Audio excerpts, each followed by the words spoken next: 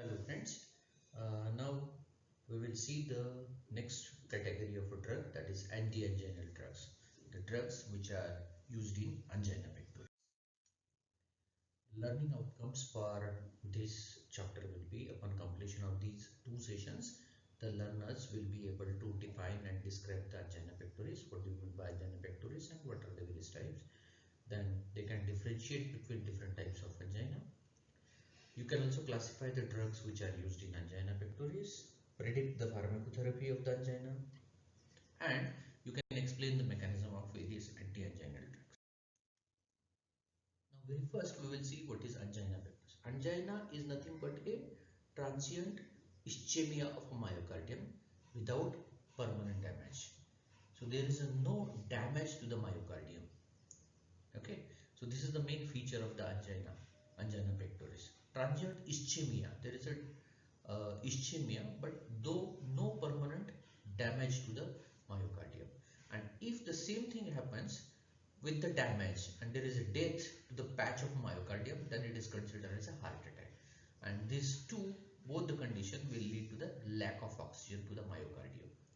So there is a temporary ischemia without damage to the tissue, so that is angina, and if there is a permanent damage, then it is called as a heart attack. So generally the angina leads to the heart attack. So there is a temporary damage first of all, which lead to the permanent death to the particular type of tissues in the myocardium, and due to that heart fails to work as a pump and there is a deficiency of oxygen into the myocardial lead. Now this can also occur due to the spasm of coronary artery. So spasm of coronary artery, the reason behind this might be due to the cholesterol plug or temporary condition as the blood vessel spasm. There will be a spasm in the blood vessel, and due to that also this can occur. So angina, beside these proper reasons behind the angina pectoris, there can be one reason, that is due to the anemia, that is a deficiency of oxygen carrying capacity. The blood cannot carry the sufficient amount of oxygen, and due to that also the angina can be occur. Now the various typical signs and symptoms of angina is chest pain, squeezing pain, and heaviness in the chest. There is a chest pain at the area of the heart, then squeezing pain, something you feel that there is a squeezing something inside there. There might be a pain in the neck, jaw, arm, and it can be migrated towards the left hand side and to the back side also. In elder person there can be a pain in the stomach area, specifically after the meal, and in women there is a burning sensation and tenderness in the chest. This can be occurs. Now we will see the different type of anginas. There are three types of angina: stable angina, unstable angina, and variant angina, depending upon the sign and symptoms and pathophysiology behind it. So if there is an obstruction into the coronary artery due to the deposition of cholesterol or fats, and this obstruction is a plug and it is not a complete blockage, there is a less amount of blood is flowing to the myocardium. So at that time it is called as a stable angina. So blood is flowing over there, but it is not continuous. We can say it is a interference. It is not a complete flow of blood. There is no permanent obstruction, but there is a less flow. And in this condition, this angina is predictable. We can predict that if you undergo certain conditions, then this angina will be precipitated or otherwise not. So there is a familiar pattern for this angina. We can have this pattern of ECG, sign and symptom, etc. All this pattern can be predicted in stable angina. So physical exercise, uh, then emotional stress, cold weather, heavy meal, these are the conditions which prompt this angina, which can be precipitate angina. So due to this, if the person go in a physical exercise stage or emotional stress or cold condition, heavy meal, then this angina will be precipitated out. If the person is resting and not doing anything, then at that time the person will be well okay, it will not be precipitated. If the anginal attack is there and person go to the rest, proper UPT, proper rest, it will be subsided.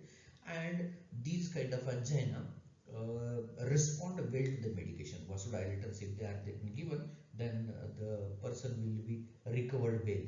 The person will respond well to this type of medications. This is what about the stable angina.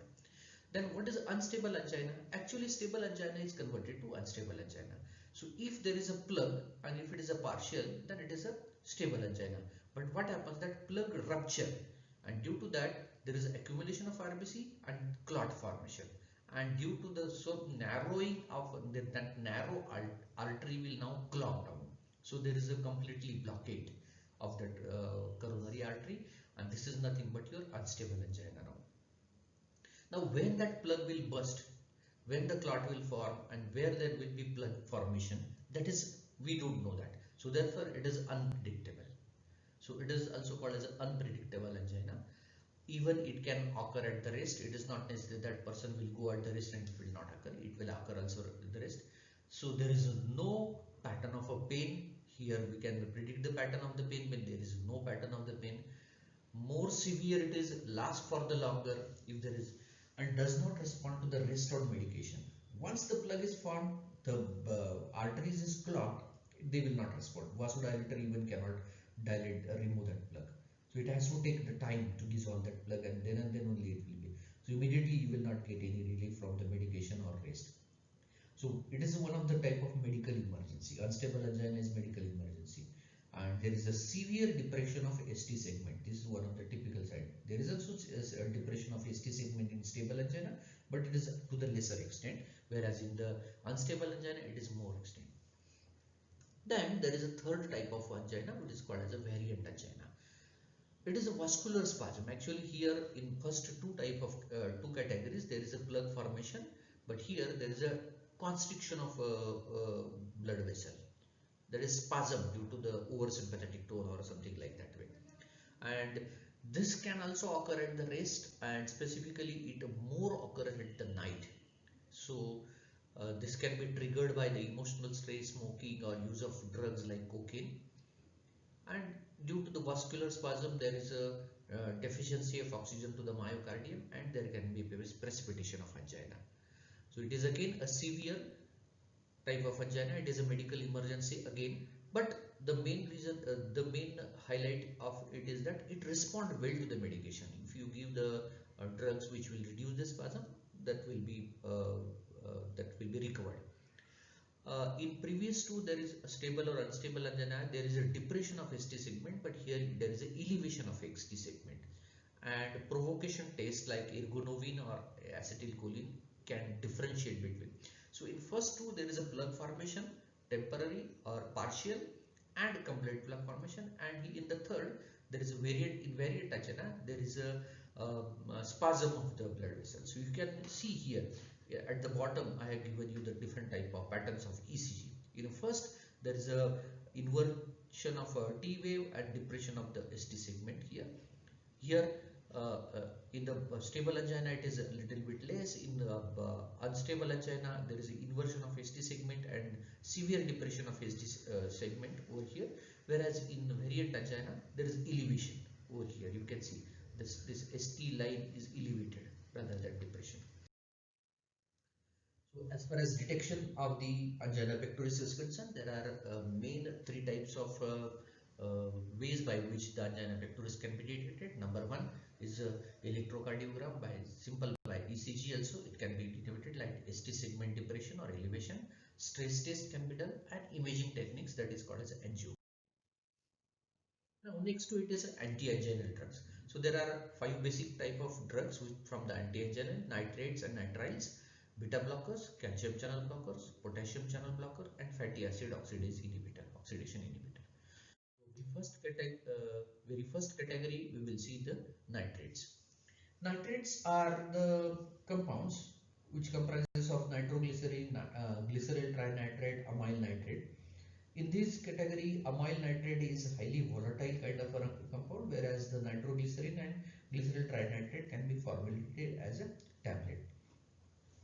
These are well absorbed by after oral route of administration and metabolized by the liver, but most of them are not taken by oral route of administration even.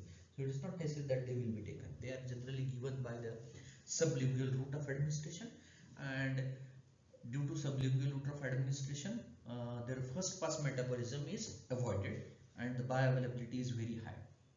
But there is one limitation of the sublingual route of administration, that duration of action is only 15 to 30 minutes. So you can overcome your emergencies by giving the sublingual route of administration, a drug given by sublingual route of administration. So it is this nitroglycerin is denitrated by glutathione and liberate the nitrite ions. These nitrite ions are then converted to nitric oxides and activate the sulfhydryl groups in the endothelium. Then this is leading to the activation of glucuryl cyclase, which is causing the accumulation of cyclic AMP. Now this cyclic AMP dephosphorylate the myosin, and interaction of actin and myosin is inhibited, or interaction of this actin and myosin inhibitions will lead to the relaxation of smooth muscles. So everything goes again to the actin myosin filament. We are saying in the first lecture only we have seen this. So there is a inhibition of activation in between the actin and myosin filament interaction is inhibited, and thereby it is causing the relaxation. So it leads to the arteriovenodilation. At the low concentration, they dilates the vein rather than arteries. At the higher concentration, they dilates the arterioles, and still higher concentration, they dilates the big arteries also. So venodilation principally causes the pulling of the blood towards the vein and decreases the venous return. The amount of blood which is going towards the heart will be reduced down, and this lead to the reduction into the diastolic filling pressure. So which is ultimately lead to the reduction in cardiac outputs. Also it causes the arterial dilations and dilation of our large arteries. Coronary blood flow is also significantly increased. Venodilation causes the orthostatic hypotension. This is one of the limitation. There is an improvement in the coronary blood flow. The main action is redistribution of blood from the ischemic area to the non-ischemic area to the ischemic area. Redistribution of blood is a main effect of the nitrates. So large epicardial blood vessels are also dilated by the nitrates. Now, myocardial oxygen demand is one of the main criteria behind in the angina pectoris, which is determined by wall stress, wall tension, end diastolic filling pressure, ventricular volume, wall thickness, and myocardial contractility. So nitrates and nitrites are having effect mainly on these. Nitrates increases the venous capacitance, peripheral pooling of the blood. They decreases the venous return, and thereby they decreases the end diastolic pressure and reduces the bleed load. Altogether, these combinedly reduces the myocardial oxygen demand and decreases the peripheral vascular resistance, thereby decreasing the afterload. So hemodynamics mainly they are improved, and the relaxation of smooth muscles and bronchi, gallbladder, they are not having any clinical significance as such, but they are also released. So overall myocardium improves the exercise tolerance, and oxygen demand has been reduced. They are specifically used in the treatment of typical angina, vasospasmic angina, unstable angina. So all form of angina can where the nitrates can be used. And the principal adverse effect in the nitrates are they are having the typical orthostatic hypotension. It is one of them. Then it also have the reflex sympathetic activity, tachycardia, which is leading to headache, flushing. These are also the another side effect associated with dizziness, weakness, and continuous use of the nitrates leads to the tolerance. This is one of the typical adverse effect of the nitrates. So this is the first part of the anti-anginal drug. Remaining drug we will see in the next part. Thank you very much.